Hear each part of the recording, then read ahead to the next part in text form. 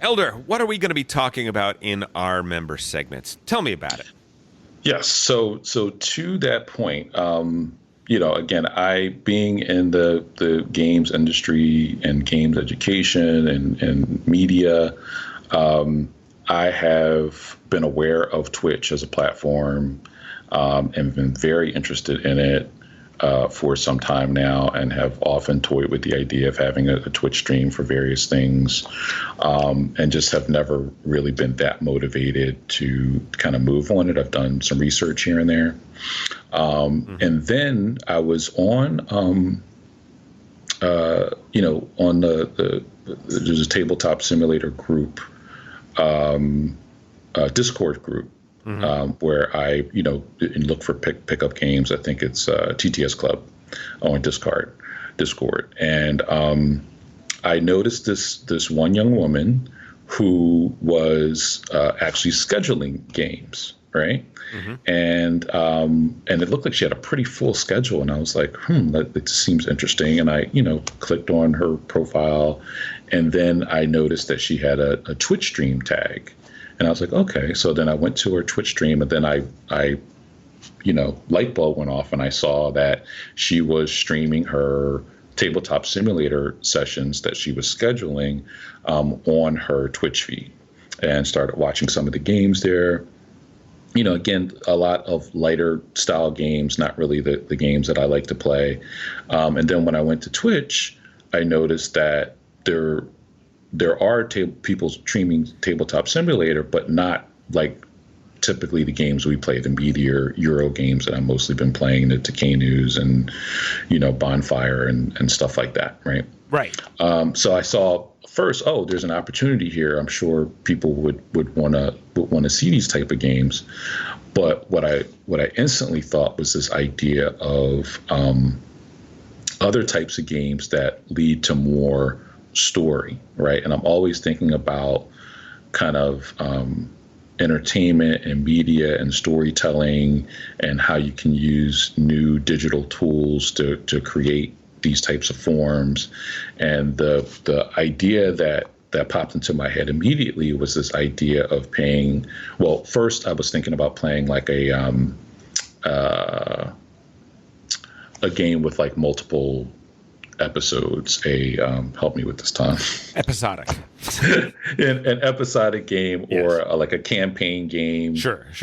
Right. And yeah. Legacy, you could even say. A legacy. Yeah. A legacy game. Right. Yeah.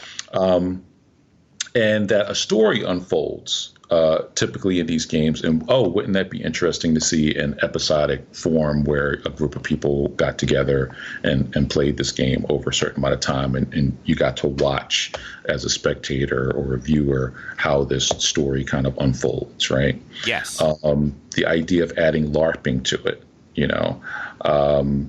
I thought specifically of, you mentioned Cthulhu earlier, yes. And what a cool genre that is in gaming.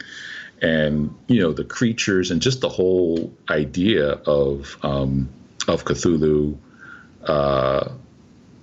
as an immersive gaming element. We had really fun playing at one of our trips to Gen Con several years ago.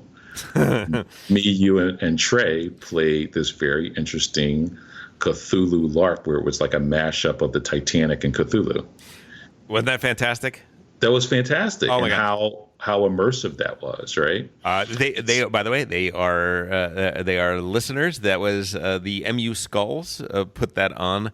That's for the Miskatonic University Skulls put that on. That was their very first LARP they ever did. They had played in our LARPs for a few years and said they wanted to design one on their own, and they crushed it. Just so you know, the Titanic, from the time that people were alerted to the fact that it struck the iceberg and the time that it sunk, was about 3 hours and 20-something minutes. Whatever that time frame is, the game played in real time. So yeah. The sinking of the Titanic happened in real time, and there was a projector that was showing the ship, that was showing a digital representation of the ship slowly sinking as the game went on. Crazy interesting.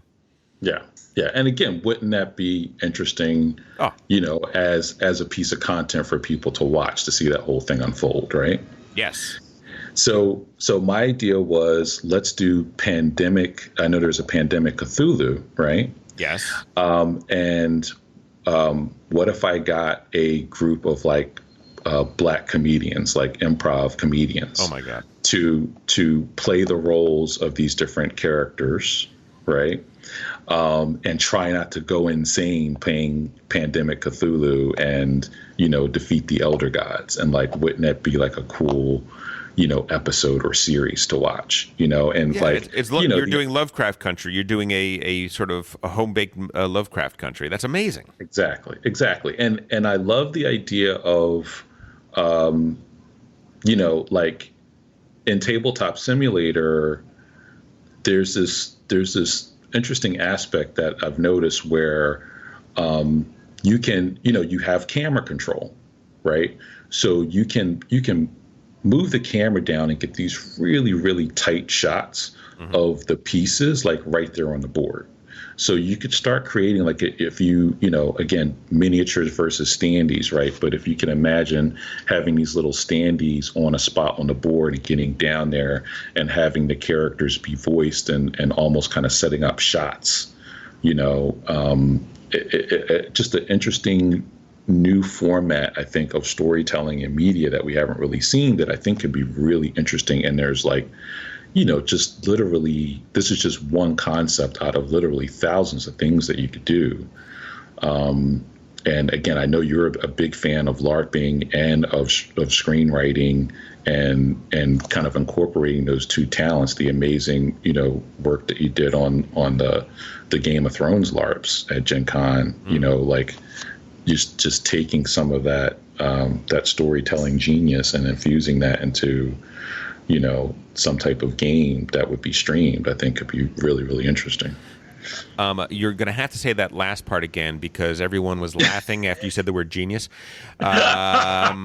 So no, listen, I think I 10 years ago, if you pitched to me what Twitch was going to be, I would have laughed. I would be Right. people are going to tune in and watch other people play video games. That's the most ridiculous thing I've ever heard, and it's huge. It's massive. But yeah, it hasn't moved, right? We haven't explored the space of Twitch and what we can do in the shared gaming experience. And I think that's kind of what you're talking about. It's like, can we inject story into it? Because we could Twitch stream games that have more story elements to it. And what if you put people in there that are playing the game not primarily to meta play the game, which is, and by that I just mean most people when they play a game aren't speaking in the accent of the character, right? Mm-hmm. I'm the a-hole that's doing that. I'm the jerk that is. I'm the jerk that's doing that until somebody throws an empty can at me, and then I have to stop. But yeah, but doing that and getting really, really deep into that could be a really, really interesting. It's a radio play that has something to watch while you're doing it as well. And games give story structure. Right? They lay out what's happening and what happens next, right? It's not pure improv because it's improv with a few more rules added on, which is really, really interesting. Jesse, when Jesse was talking last round about his attempts to create with phone cameras and all that sort of stuff, to play some of these games that you normally couldn't play, trying to do Avalon that way. It did get me thinking that Avalon, we talk all the time about, our meta, like we're so great. We probably are not. But we do have a very well thought out rationale for the way that particular game is played. And many people have commented. They said, well, we would love to find out how it is that you play and see if it is something magical and different, or if it's just basically the same thing as everybody else, or if it's even stupider and more annoying. But it occurred to me that in a Twitch scenario, if the viewers and not the players, but if the viewers could see your hole card, right? Yep. Like in poker, Yep. if they could see who you are, and just like Zoom, when you're talking, the camera goes on you, right? And then it goes to the next player to see us. I think people would be intrigued to watch our group play Avalon, where they can see who you are, so they know. Oh, he's pretending like he's Merlin, and he's not Merlin. Oh, he's such. People would be like, oh, I never would have fallen for that, and yet you probably would have, and so on and so forth. I think that is great.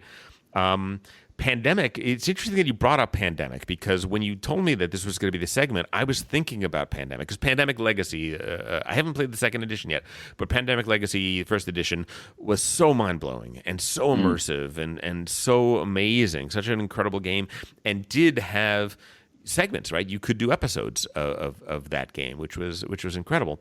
The one thing about it, though, is that it still suffers from the co-op problem of let's just talk about it and figure out exactly what we need to do, and then we do it. Kind of the alpha player problem where, okay, you do this, and then I'll do this, and then you do the next thing after that, right?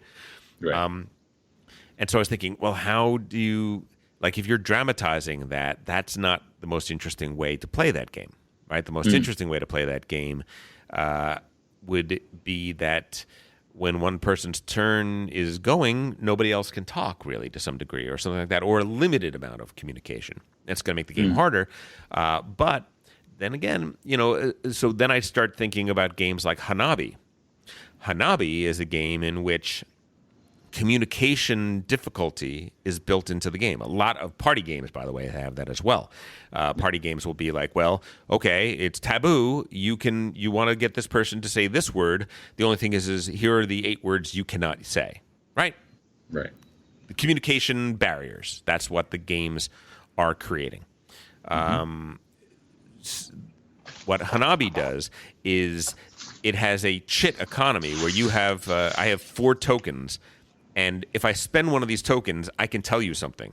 But then I've spent that. I can't get that back again. I have a very limited ability to share things and to say things.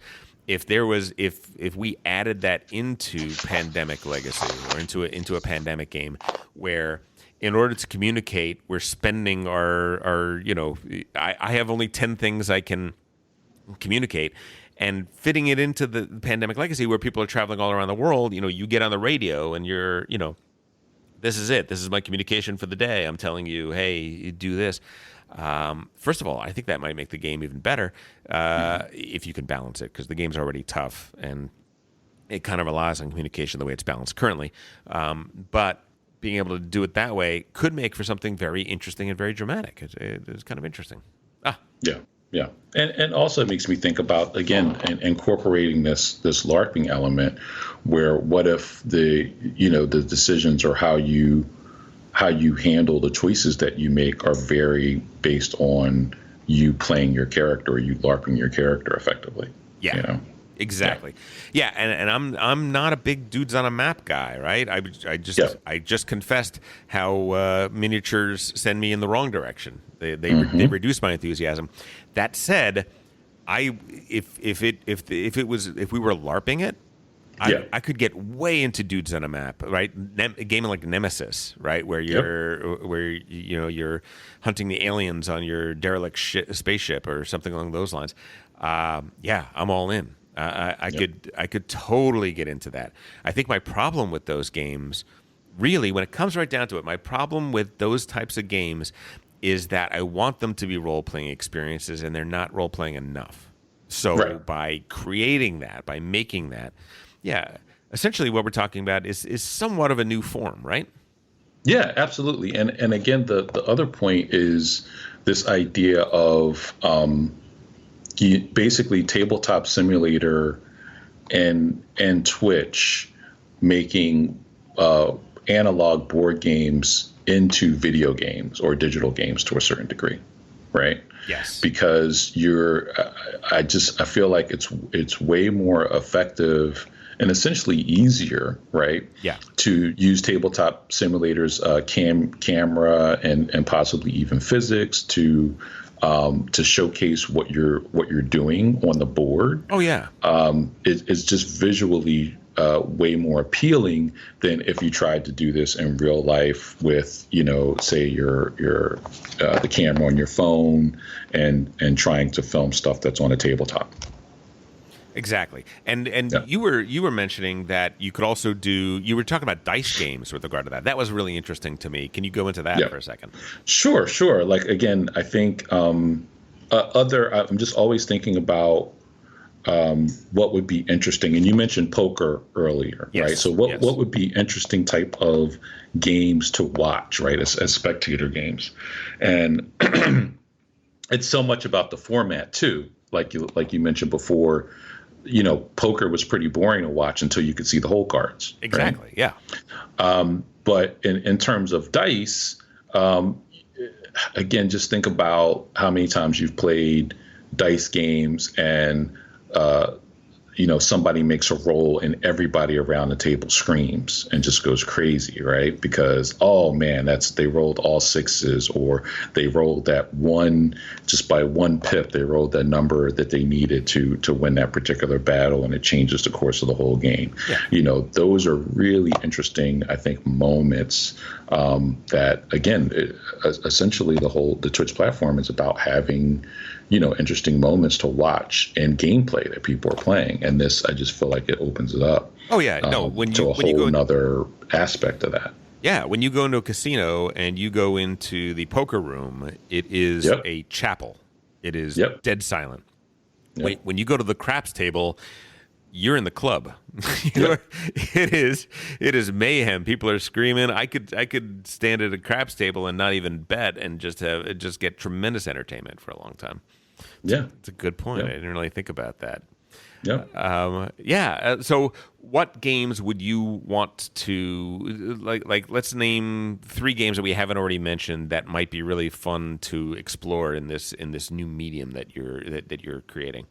Go ahead. No, I was going to say Eclipse is the first thing that I might want to play, because it's got a lot of dice. It's got that dice aspect and all that sort of stuff, and yet you're playing 6 different alien species, and it is dudes on a map, and it is trying to figure out your best strategy. Is it €2 for this method? Maybe it is, but that's kind of what I want to explore. I'd want to see if we could do that. Yeah, absolutely. One example I thought of was King of Tokyo is a really fun dice rolling game, and it has these big standees that, again, you could, imagine playing this game with people who are actually LARPing the monsters, and you're trash talking, oh, you can't knock me off, off the hill. We're all going to attack you. We're all going to get you. I got all this energy. Just any game, I think, that invites table talk could be really interesting in this format. That's a good point. That's a really good point. I wonder, but we don't. So a non-player, a person that's not playing the game, would play the monster, or how would that work? No, I would have the players play, but again, I think, just like in poker, right? Mm-hmm. Like, I think a lot of when poker was at its height, televised, I think WPT maybe less so. But definitely the World Series, all of these poker shows, and definitely the specialized ones where they selected or invited the players. Mm-hmm. Yeah. The entertainment value in the show was from watching these particular players. So I just think it would be interesting to get gamers, and maybe it would be more personalities, or like this idea of having these improv comedians who would learn the game and just be basically commenting or improvising or LARPing as they're playing. I think would be the most interesting kind of form of this. Totally. Yeah. Jaws, 2019's Jaws would be a really fun game. You just have, all right, we're just going to audition people. Who's got the best Roy Scheider impression? Who's going to be Robert Shaw? And just play that out, because the game plays wonderfully. And in terms of that whole card thing, being able to see the shark player's hand and to see what the shark player is doing could be really, really fun. I think that's Yeah. a great option. Yeah, and I remember that game night, one of our last in-person game nights, where one of the tables was playing Jaws, and the screams that were coming from the table, as the rounds were happening, you know that's something that could be really entertaining and fun to watch. Yeah, and listen, it's not a game for everybody, but. Yeah. I think the game self-selects in the sense that I have never seen that game not go over amazingly well. Everybody I've ever seen play that game had a great time playing it. I think, but as I said, I think it's because people that game wouldn't be their thing just choose not to play that in the first place. So, yeah. For that matter, I think any of the Prospero Hall games could be interesting in the idea that. These very popular movies, yes. I think people are interested in, if they're really a fan of that movie, taking part in it. So case in point, one of my favorite films, The Shining. So I believe it's Prospero Hall that made a board game version of The Shining. And, again, that could be something that would be really fun, I think, to LARP. To be put in that setting with different personalities and, trying to win the game, essentially. I love it. For me, I'm going to go a different way. What about Pitch Car? What about a dexterity game? Oh, sure. Especially Pitch Car, because you're building these big, elaborate tracks with jumps and tight turns and stuff like that. I think you get the right group of people in there. You're not even really LARPing because you're just you're your own driver trying to get across the finish line. I think could be a really, really fun situation. Yeah, and Tabletop Simulator, I mean, there you go. I mean, just literally any dexterity game, right? Oh, yeah. Because Tabletop Simulator has a very awesome physics engine. Yeah. And I mean, I've had fun just playing around, just flicking things around, or they have some miniature golf mods in there with different tracks and stuff. And I think that stuff could be incredibly engaging and fun to watch. Another one of my favorite classic games from youth was a game called Crossbows and Catapults. Oh, I remember Crossbows and Catapults. Yeah. You were the jerk in the neighborhood that had crossbows and catapults. We talked about this. You did. Your parents got you the good stuff. They exactly. That's awesome. That's awesome. I never had crossbows and catapults, but I made sure that I always had a friend that had crossbows and catapults. Oh yeah. Yep. So good. Elder, this was a fantastic segment, dude. It wasn't even on my radar, but I think you're right. I think I'll put it this way. I'll put it in a way that I talk to my writing students about this. I say that for the most part, we are in a gold rush. Yes. The gatekeepers are dead. They are gone. If you want to write a book and you want to publish it, you can do it. You don't need a publishing house. You don't need an agent. You can literally do it, and you can actually do it successfully. You got to be smart about it. You got to learn how to do it, but it is doable. If you want to, if you want to have a TV show, get a YouTube channel. I mean, how many YouTube channels have viewerships that are rivaling similar content that you're seeing on cable channels and so on and so forth? It's amazing. So many of these realms, and I think Tabletop Simulator is starting to do that for our hobby. I think and combined with Twitch, we're not only creating new opportunities in existing media, but we're creating new media. Yeah, absolutely. Amazing. Hey, if you enjoyed that video, you very well might enjoy the other videos you now see being suggested to you on screen. Also, we'd greatly appreciate it if you could like, share, or subscribe to our Game Brain channel. Thanks so much.